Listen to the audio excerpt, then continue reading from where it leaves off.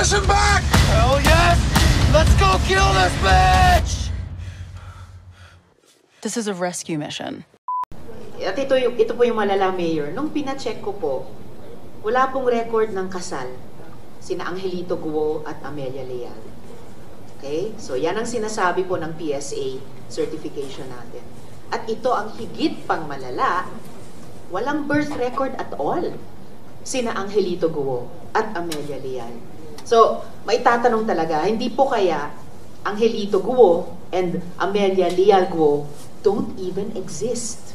Doon po sa birth certificate, pakita ho natin,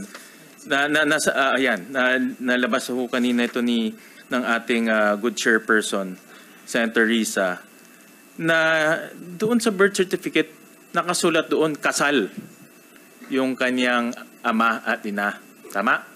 Pero ang PSA, at tatungkulit si Attorney Eliezer, nag-issue ho kayo ng certificate na walang marriage certificate si Angelito Guo at Amelia Leal. Tama?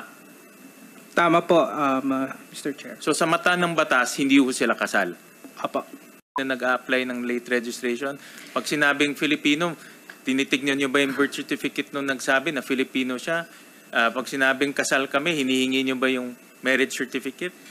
Sir, yun pong validation of the delayed registration in the current situation post-validation po. Kasi yung pagtanggap ng application for the delayed registration, mandato po yan ng ating mga local civil registrars.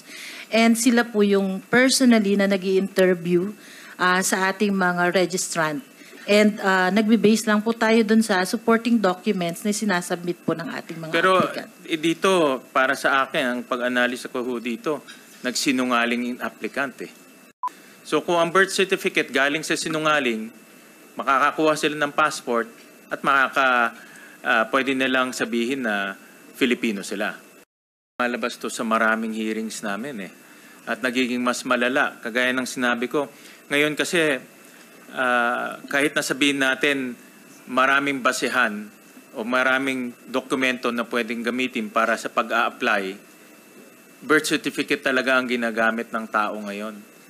Right? For example, sa certificate of candidacy nga, para patunayan na ikaw ay isang Filipino, birth certificate talaga ang pinapakita.